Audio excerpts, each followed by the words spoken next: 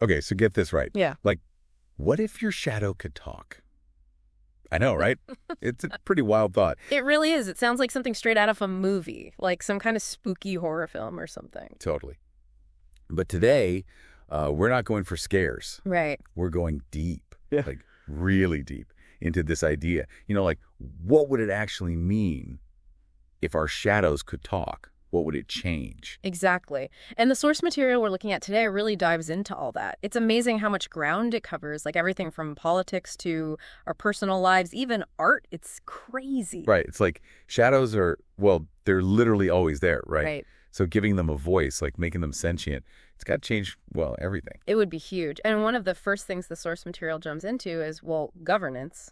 Like, can you imagine laws having to consider the rights of not just people, but their shadows too? Like, would shadows vote? Would they have, like, their own political parties? Whoa. That's crazy. Can you imagine being like a politician and your shadow is right there during a debate? Right. And it's like fact-checking you, Lev.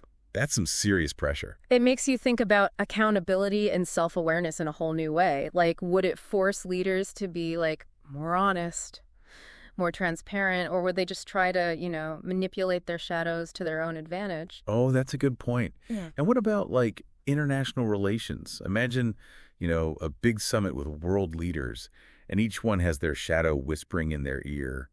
It's like having a secret advisor, but like one that's literally a part of you.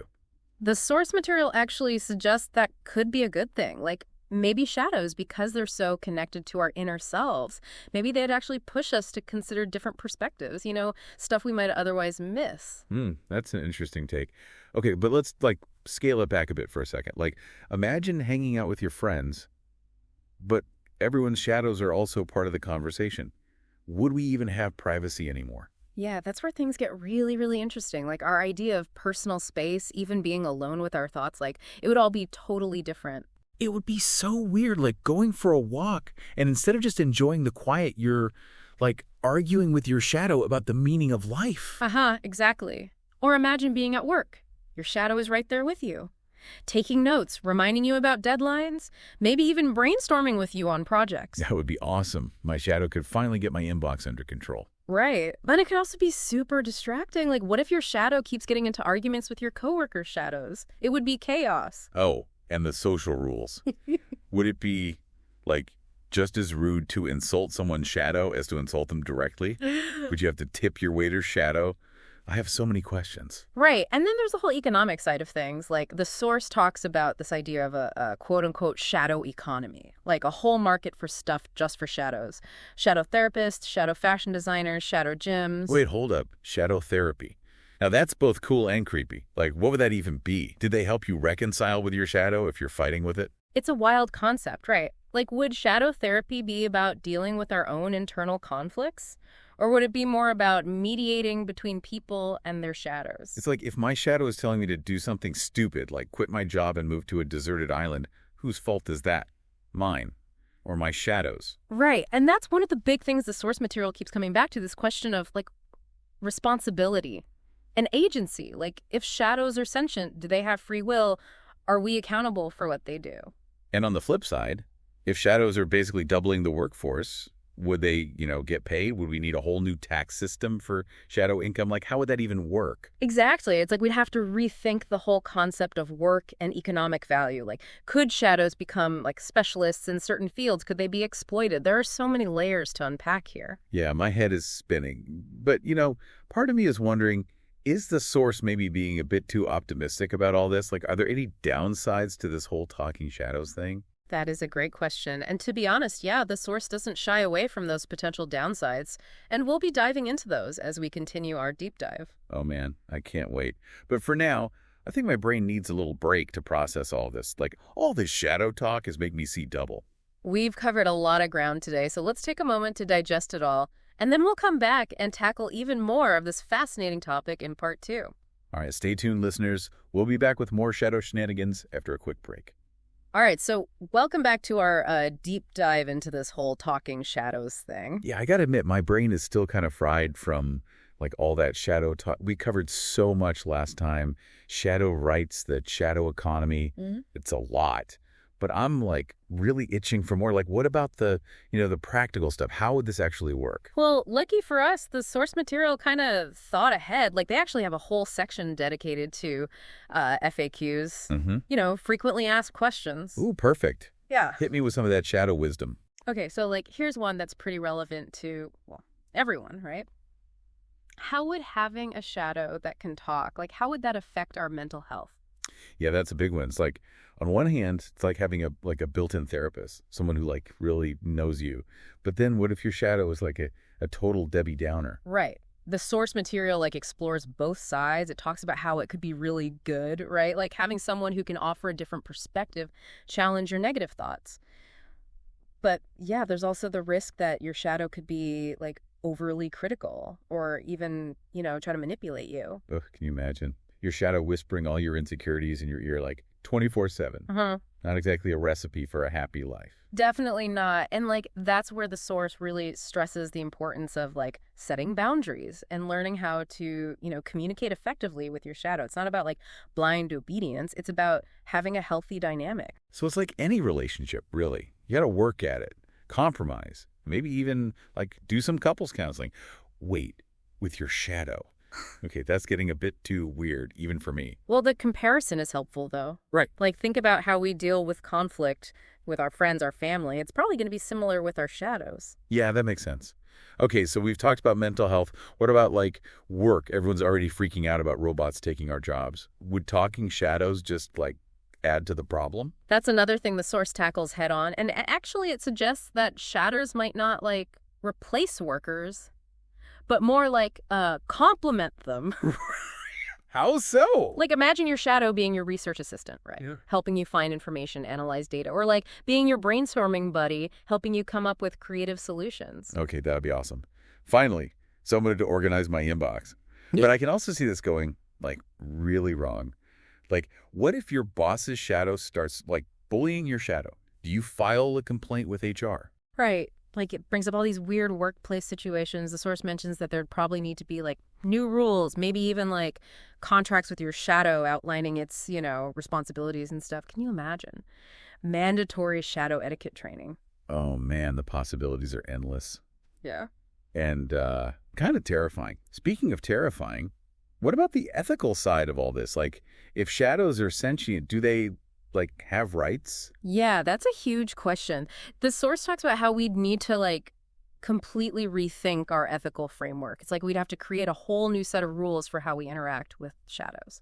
Like, would there be laws against like shadow abuse? Could you force your shadow to work even if it didn't want to? Yeah. Would they like get a lawyer if they committed a crime? Exactly. It's tricky, right? The source doesn't necessarily have all the answers, but it makes it clear that like figuring out this whole shadow ethics thing would be a huge deal. It's wild. It's like we'd be creating a whole new society from scratch. Mhm. And speaking of new societies, like the source gets really into how this would affect art and culture. Like imagine the possibilities. Ooh, yeah, like shadow-themed movies, plays, musicals. Yeah. It would be amazing. The source talks about how we'd probably have whole new genres of art, exploring things like, duality, identity, the subconscious. Like, imagine shadow puppetry, but taken to a whole new level. Or plays where the actors' shadows come to life and have their own dialogue. That would be so cool. And music. Songs written from a shadow's perspective, exploring, like, all the hidden thoughts and feelings we usually keep bottled up. Okay, now I'm getting really excited. It's blowing my mind. But let's, try to stay focused. We've covered mental health, work, ethics, art. What other FAQs did the source material dive into? Okay, well, there are a few that get into some of those, like, weirder stuff. Like, someone asked if shadows would have the same rights as humans. Ooh, that's a tough one. Like, on the one hand, if they're sentient, shouldn't they have equal rights? But they're also, literally attached to us, so it's not a simple comparison. Right. And the source basically says it would depend on how we, as a society, perceive shadows, like how much autonomy and consciousness we think they have. It's not a simple yes or no answer. It would probably be, a huge debate. And then there's the more practical question of, how would they even communicate? Would it be out loud? Would it be telepathic? Would we need, special devices? The source doesn't get too specific, but it does suggest there could be all kinds of methods. Like maybe some shadows can talk, maybe some can only communicate through thoughts. Oh, imagine if we had, linguists studying shadow languages, Yeah. trying to like crack their codes and figure out their grammar. That would be fascinating. And then imagine the technology, right? Like special headsets or translators that could let us understand them. It would be like opening up a whole new channel of communication, not just between humans and shadows, but like between our conscious and subconscious minds. Whoa, that's deep. Okay, but one last question, and it's a kind of scary one. What if shadows, like, rebelled against their humans? Yeah, someone actually asked that. And the source doesn't completely dismiss the idea. It basically says, like, the chances of a shadow rebellion would probably depend on the relationship between the shadow and its host. So, like, if you're treating your shadow like crap, it's more likely to revolt. But if you're, respectful and stuff, it'll probably cooperate. That's one interpretation. Yeah, it goes back to that whole idea of mutual respect being important in any relationship. Makes sense. Okay, so we've talked about the negative stuff, like, job losses and potential rebellions. But what about the positive impact on the economy? Like, could this shadow thing actually be good for business? The source thinks so. Like, it talks about how this could lead to all these new industries. We already mentioned shadow therapy, but what about, like, special training programs to help you and your shadow work together better? Oh, I like it. Shadow Communication 101. Yeah. Advanced Shadow Collaboration for Entrepreneurs. Exactly. And then you've got the whole entertainment side. Like, imagine theaters or, holographic experiences designed just for shadows. So basically, shadows would become their own, like, target market, with businesses competing for their shadow dollars. Okay, now I'm picturing, like, shadow malls. With shadow clothing stores and shadow restaurants. This is getting out of hand. It's fun to imagine, right? But it does show you how much potential there is for creativity and innovation. Okay, before my head explodes from all these possibilities, can we talk about, like, the really big picture stuff, like the philosophical implications of all this? Talking shadows would, like, totally change how we understand consciousness. Maybe even free will. Yeah, you're hitting on some really deep stuff here. Yeah. And the source, like, dives right into those questions. Like, if shadows are sentient, does that mean humans are less individual than we thought? Do we share consciousness with our shadows? Do they have their own desires and motivations? Whoa, that's heavy. It's like this whole concept makes us re-examine what it even means to be human. The source doesn't give us all the answers, but it definitely pushes us to think about things in a new way. It's like, holding up a mirror to our minds and seeing something totally unexpected. I need a minute to process all that. Yeah, it's a lot to take in. Let's take a breather and then come back for the final part of our deep dive. We'll explore some of the concluding thoughts and, any lingering questions about all this. All right, stick with us, listeners. There's still more to explore. Okay, so welcome back, everybody. We've been, like, really deep down this rabbit hole of talking shadows. Everything from politics to, like, the really personal stuff. It's been a journey. It really has. We've talked about the good, the bad, the ethical dilemmas, and just the sheer, like, mind-blowing possibilities of this whole thing. And last time we even got into some, like, really specific stuff, answering those listener questions about shadow rights and how they'd communicate. We even touched on the shadow rebellion thing. But before we wrap up, there's one concept from the source material that's still, like, really stuck with me. It's this thing called Shadowism. Yeah, that one's a real head scratcher. Like, the source presents it as this whole philosophical movement that could emerge if, shadows could actually talk. So it's not just, like, chatting with your shadow about your day. It's more about, like, really incorporating its perspective into your, your whole way of thinking. Exactly. Like, the source describes Shadowism as this philosophy that's all about, like, balance, recognizing that we all have these, light and dark sides, and that true self-awareness comes from embracing both. Okay, so, like, confronting the stuff you don't like about yourself, not just ignoring it. Right. It's like facing your fears, your insecurities, all that stuff. And the source suggests that by doing that, by really integrating our shadows, we can, like, understand ourselves better, overcome our limitations, and, ultimately live happier lives. It's almost like a form of self-improvement, but instead of, like, reading a self-help book, you're having a deep philosophical conversation with your shadow. There are definitely some similarities, but Shadowism, at least as the source describes it, seems to go a bit deeper.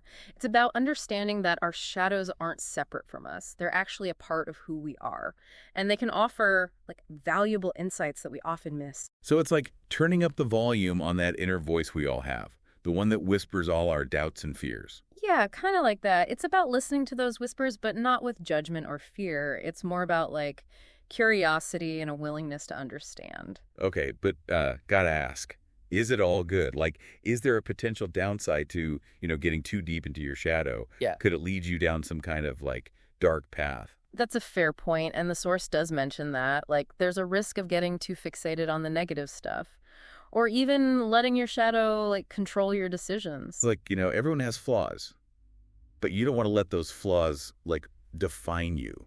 You want to learn from them. Yeah. Exactly. Balance is key. Shadowism, as the source presents it, isn't about becoming your shadow. It's about integrating its insights into your, conscious awareness, finding a way to live in harmony with both your light and dark sides. Okay, I think I'm kind of starting to get it. Yeah. But it's definitely a lot to think about. It's definitely a philosophy that, like, invites deep thought. It's not something you just, figure out overnight. Well, on that note, I think it's time to wrap up our deep dive into talking shadows.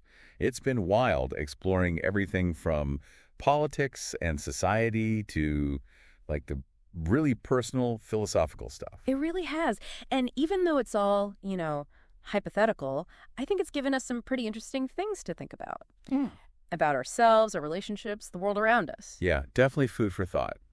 And for anyone listening who loves to, explore new ideas, well, I think this episode has given you plenty to chew on. Yeah. Even if you never, like, actually meet a talking shadow, these are questions worth considering. Right. It's like, what would your shadow say if it could talk? What wisdom would it offer? What secrets would it reveal? Those are questions we can all ask ourselves, even if the answers aren't always clear. So as we step out of the shadows and back into the light, we'll leave you with this final thought. Embrace your shadows. Listen to their whispers. And discover the hidden depths within yourselves. Thanks for joining us on this deep dive. And until next time, keep exploring.